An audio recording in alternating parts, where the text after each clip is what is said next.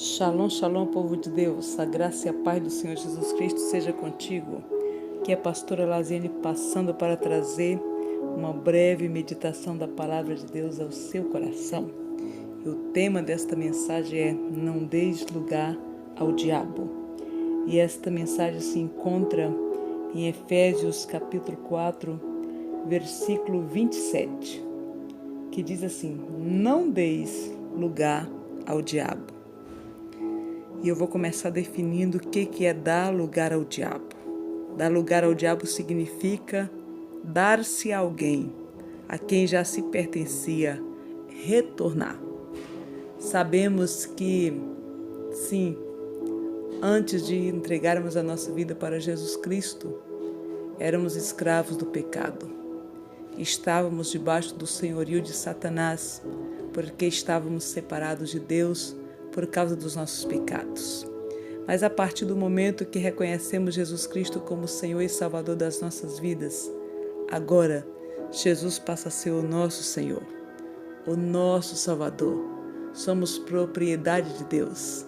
Somos selados com o sangue do Cordeiro. Somos uma nova criação, herdeiros de Deus, co-herdeiros com Cristo Jesus. E então o Senhor traz este conselho para nós na sua palavra: não deixe lugar ao diabo, ou seja, não volte novamente, não retorne para o lugar de onde você foi resgatado pelo poder do sangue de Jesus. Mas você pode estar pensando: dar lugar ao diabo? Como isso pode acontecer? Eu mesmo nem lembro que existe o diabo, nem falo nesse nome para que ele não se aproxime de mim. Sabe, esta é a crença de muitos cristãos, que pensam que por não falar o nome do inimigo, por ignorarem, ele vai se afastar, ele vai manter distância. Mas isso não é verdade. Nós observamos que o próprio Jesus foi tentado por Satanás. Nós vemos na palavra de Deus, 1 Pedro 5, versículo 8, a palavra do Senhor nos diz: sede sóbrios, vigiai, porque o diabo, vosso adversário, anda em derredor, como leão bramando, buscando a quem possa tragar, ao qual resisti firmes na fé, sabendo que as mesmas aflições se cumprem entre os vossos irmãos no mundo. Então nós temos a informação nos dada pela palavra de Deus, que é fiel e verdadeira, que o diabo, ele é o nosso adversário. Ele anda ao nosso derredor, bramando como leão, buscando a quem possa tragar. Então o fato de ignorar a existência do inimigo não o afugenta. Pelo contrário, eu preciso conhecer o meu adversário. E então a palavra diz que devemos ser sóbrios, devemos ser vigilantes, ou seja, devemos estar alertas, devemos estar atentos, porque o inimigo, sim, ele anda sempre buscando uma oportunidade para nos trazer de volta para o seu domínio, para nos escravizar novamente. E aí onde vem a instrução do Senhor? Em Efésios 4, 27. Não deis lugar ao diabo. Sim, é verdade que eu e você, mesmo sendo cristãos, servindo a Deus, pertencendo a Cristo Jesus, podemos ainda dar lugar ao diabo. Mas como isso pode acontecer? Então eu quero ler um versículo antes do versículo 27, uns 2 versículos antes. Na verdade, Efésios 4, a partir do versículo 17, o apóstolo Paulo, ele começa a falar sobre a santidade, a vida de santidade do cristão. Se somos cristãos, se seguimos a Cristo, a nossa vida deve ser pautada pela santidade. Sim, estamos no mundo, mas não pertencemos mais ao mundo, porque ser santo significa ser separado. Estamos no mundo, mas somos separados do mundo. E a vida que agora vivemos, vivemos pela fé no Filho de Deus. E agora já não sou eu mais que vivo, mas Cristo vive em mim. Assim declarou o apóstolo Paulo em Gálatas 2:20. E o nosso Pai nos diz: sede santos, porque eu, Senhor, vosso Deus, sou santo. E ainda Hebreus 12:14, a palavra nos diz assim: segui a paz com todos e a santificação, sem a qual ninguém verá o Senhor. É imperativo da palavra de Deus: sem santificação, sem separação do pecado, ninguém pode ver a face do Senhor. Então somos um povo chamados para fora. Fomos chamados para fora do mundo para vivermos em santidade, como é o nosso Pai Celestial. Ele é santo. E se andamos na sua presença, precisamos andar em santidade, senão não poderemos ver a face do nosso Deus. E então o apóstolo Paulo ele está falando sobre a vida de santidade do cristão, que devemos abandonar as coisas carnais, o pecado, as práticas pecaminosas que faziam parte da nossa vida, mas agora já não faz mais, porque nós somos uma nova criação. Não estou dizendo que não pecamos. Sim, ainda pecamos, mas hoje nós somos santos em Deus, separados por Cristo Jesus. A nossa posição somos santos lutando contra o pecado e não pecadores lutando para ser santo. Um pecador que luta para ser santo, ele nunca vai conseguir. Mas um santo que luta contra o pecado, ele sempre vai prevalecer por causa da vitória que nos foi conquistada através de Cristo Jesus. E então lá no versículo 25 de Efésios 4, o apóstolo Paulo nos diz assim: por isso, deixai a mentira e falai a verdade, cada um com o seu próximo, porque somos membros uns dos outros. Irai-vos e não pequeis. Não se ponha o sol sobre a vossa ira.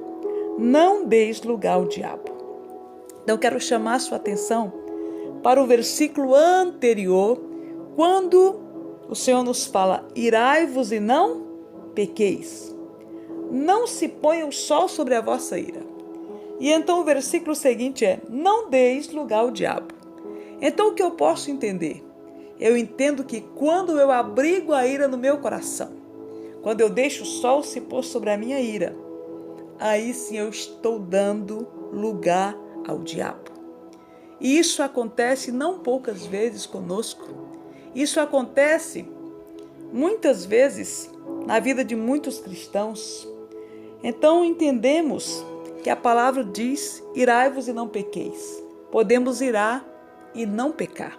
Sim, até o próprio Jesus ficou irado quando ele chegou no templo, que ele viu a casa do Senhor se transformando em comércio, onde ele viu ali as pessoas se aproveitando e usando o templo para vender. E então Jesus fica irado, ele pega um chicote e ele sai derrubando as mesas ali dos cambistas, sai dando chicotada nas pessoas, porque ele diz: o zelo pela tua casa me consome. Mas Jesus não pecou. Então é possível sim nós irarmos e não pecarmos. Mas quando nós abrigamos a ira no nosso coração, aí a palavra diz que nós estamos dando lugar ao diabo. Ou seja, estamos retornando para alguém a quem um dia nós pertencíamos e hoje já não pertencemos mais. Veja como isso é sério. Dar lugar ao diabo também significa dar lugar. Você dá espaço, dá oportunidade, dá poder. E quem é o diabo? O diabo é o caluniador, difamador. Satanás é o nosso adversário. Então quero fazer aqui, dar algumas definições para você, muito interessante. Caluniador é aquele que faz falsas acusações, que faz comentários maliciosos. Difamador é aquele que acusa com falsas acusações. Então tudo isso é papel do nosso adversário, do nosso inimigo. E a palavra diz que não devemos dar oportunidade. Não devemos dar nenhum espaço a Satanás na nossa vida. Mas quando nós iramos e nós abrigamos a ira no nosso coração, aí sim o inimigo encontra uma oportunidade. O inimigo ele encontra espaço para trabalhar nas nossas vidas e para tentar nos manter cativos novamente. Por isso é muito sério. Por isso devemos cuidar do nosso coração, porque dele procedem as fontes da vida. E então é interessante que nós podemos perceber que há uma evolução, nos sentimentos abrigados no nosso coração. Então começa com a ira. Se eu iro e se eu permito que essa ira se abrigue no meu coração por mais de um dia, essa ira ela vai se tornar um ressentimento. E se eu não permito que o Senhor limpe o meu coração, porque você vai perceber que há uma luta ferrenha entre a carne e o espírito. Sabe, muitas vezes quando nós ficamos irados, quando as pessoas nos magoam, como cristãos, conhecedores da palavra, entendemos que não devemos abrigar ira no nosso coração, não devemos guardar esses sentimentos perniciosos. E o nosso espírito, ele nos diz, perdoa, abra mão da ofensa. Mas a carne diz, não, você não deve perdoar. Afinal de contas, essa pessoa ela foi má, ela foi dura nas suas palavras, ela foi injusta. Então há uma verdadeira batalha entre a nossa alma e o nosso espírito. O espírito se inclina para as coisas de Deus, mas a carne se inclina para aquilo que é contrário à vontade do Senhor. Acredito que todos nós enfrentamos esta batalha. E aí quem vai vencer? A carne ou o espírito? Depende. Depende de quem você tem alimentado no seu dia a dia, na sua trajetória. E eu quero trazer uma historinha para você para ilustrar bem esta situação. Conta-se a história de um homem que tinha 2 cachorros. Um cachorro preto e um cachorro branco. E todos os dias ele colocava os cachorros para brigar. Só que antecipadamente ele já sabia e ele já, na verdade, anunciava: olha, hoje é o cachorro branco que vai vencer. E então os cachorros começavam a brigar e realmente o branco vencia. Aí quando ele queria que o preto vencesse, então novamente ele colocava os cachorros para brigar e ele já anunciava: hoje é o cachorro preto que vai vencer. E as pessoas ficavam curiosas. Como que aquele homem sabia qual era o cachorro que ia vencer? Como ele sabia que era o branco que ia vencer ou que era o preto que ia vencer? E então ele revelou o segredo. Ele diz: é fácil. O cachorro que eu quero que vença a luta, eu alimento ele muito bem. E o cachorro que eu quero que perca a luta, eu deixo ele passar fome. Então aqui está o segredo, querido. Querida irmã, você que me ouve neste momento, sabe qual é o segredo para nós vencermos no espírito? É alimentarmos o nosso espírito. Muitas vezes a carne prevalece porque o espírito não está sendo alimentado. E sim, estamos alimentando a nossa carne todos os dias, mas o espírito está em jejum, o espírito está desnutrido. E nós nos alimentamos quando nós lemos a palavra de Deus, quando nós meditamos na palavra, quando nós pensamos nas coisas que são lá do alto, quando a nossa mente se ocupa com as coisas espirituais, aí nós estamos alimentando o nosso espírito, nós estamos nos fortalecendo. E diante desta batalha ferrenha que todos os dias nós enfrentamos, sempre que houver uma batalha, se o nosso espírito está bem alimentado, o espírito vai prevalecer, ainda que a carne se oponha. A carne é ferrenha, a oposição da carne é ferrenha, mas se o nosso espírito estiver bem alimentado, não haverá espaço para a carne. E então, quem você tem alimentado? A sua alma ou o seu espírito? A sua carne ou o seu espírito? Quando a nossa carne está forte, o espírito não pode prevalecer. Mas quando o espírito está bem alimentado, não há espaço para a carne. E aí onde o Senhor nos diz: não deis lugar ao diabo, porque quando iramos e guardamos a ira no nosso coração, não liberamos o perdão, esta ira, quando ela passa de um dia para o outro, aí ela vai progredindo. Aí se torna no ressentimento, aquele sentimento fervoroso, de ira, de querer destruir, de querer partir para o ataque, ele cessa. Mas fica o ressentimento no nosso coração. E aí aquela situação, todas as vezes que você lembra do acontecido, você sente aquela dor. E então o ressentimento, se ele não é tratado, se nós não permitimos que o Senhor derrame sobre nós o seu bálsamo que cura, esse ressentimento ele vai evoluir. Agora ele vai para o rancor. Ficamos rancorosos. Aí, ou seja, o ressentimento vai, como diz, progredindo, aí fica aquela mágoa no nosso coração. Ficamos magoados, ressentidos, o nosso coração dolorido, a nossa alma ferida e muitas vezes o nosso corpo padecendo, porque você sabe que para o nosso corpo estar bem, a nossa alma precisa estar bem. Se a alma está doente, muito do que o seu corpo está padecendo é por causa da sua alma que está ferida. Então precisamos permitir que o Senhor cure a nossa alma. Louvado seja o nome do Senhor. Mas então, se não tratamos da ira, a ira se torna ressentimento. Se não tratamos do ressentimento, aí, como disse, se transforma agora no rancor. E se o rancor não é tratado, aí nós chegamos num ponto sério. A amargura é aquela pessoa amargurada de alma. Você sabe, você já teve aquela experiência quando o seu fígado não está muito bem? É tudo que você come está amargo? Ainda que você coma algo doce, mas o doce está amargo por quê? Não é porque o problema não está no doce, o problema não está no bolo, não está na salada, não está no café, mas o problema está no seu fígado que não está funcionando bem. Então tudo fica amargo. E assim é a pessoa amargurada. A pessoa amargurada, ela perde a alegria de viver.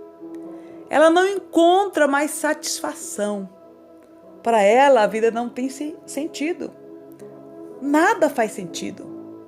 Às vezes ela tem uma família abençoada, ela tem uma casa bonita, ela tem um bom salário, é um profissional bem-sucedido, é uma pessoa respeitada, mas se a amargura está no coração desta pessoa, nada para ela está bom. E a pessoa amargurada é muito difícil de você conviver com alguém que vive debaixo da amargura, porque é uma pessoa cheia de feridas. Ela só reclama, ela só murmura, ela reclama de tudo e de todos. Não tem ninguém bem para essa pessoa. Todo mundo tem um problema. Ela está sempre reclamando. E o mais grave de quem está amargurado é que pode contaminar outras pessoas com a sua amargura. É por isso que às vezes a pessoa amargurada, ela se torna uma pessoa repelente. Às vezes a pessoa reclama, ninguém gosta de mim, ninguém se importa comigo, ninguém vem à minha casa, ninguém me liga. Mas qual é o problema? Quem suporta ficar ouvindo lamentação, murmuração o tempo todo? Então é preciso tomarmos uma posição. Não podemos viver a vida inteira no muro das lamentações. Saia do muro das lamentações. O Senhor quer mudar a sua história. Ele quer trazer cura ao seu coração amargurado. Se você que me ouve está vivendo esta situação, eu quero dizer que há poder no nome de Jesus, que há cura em Jesus, que há restauração para o seu coração em Jesus Cristo. Ele quer trazer de volta a alegria no seu coração. Ele quer que você tenha prazer na sua vida. Ele quer que você seja uma pessoa que possa estar bem, poder se relacionar com todas as outras pessoas. O Senhor, Ele não tem prazer que você viva isolado, solitário, se sentindo mal amado. Não. Muitas vezes não é que as pessoas não nos amem, mas às vezes nós estamos tão feridos que tudo que a gente faz é sangrar em cima dos outros e as pessoas simplesmente não suportam. Mas Jesus, ele quer mudar isso. E ele tem poder. Tudo que você precisa fazer é abrir o seu coração, é reconhecer a sua dor, reconhecer a sua ferida, reconhecer a amargura da sua alma, sim. Reconheça isso diante de Deus. Ele vai ministrar cura na sua vida. Louvado seja o nome do Senhor. E agora quero, encerrando esta palavra, quero trazer o versículo 15, do capítulo 12 de Hebreus, quando ele diz assim: tendo cuidado de que ninguém se prive da graça de Deus, de que nenhuma raiz de amargura brotando vos perturbe e por ela muitos se contaminem. Gente, como é sério a questão da amargura. Então o Senhor diz que devemos ter cuidado para que ninguém se prive da graça de Deus. Como que alguém pode se privar da graça de Deus? Através de um coração amargurado.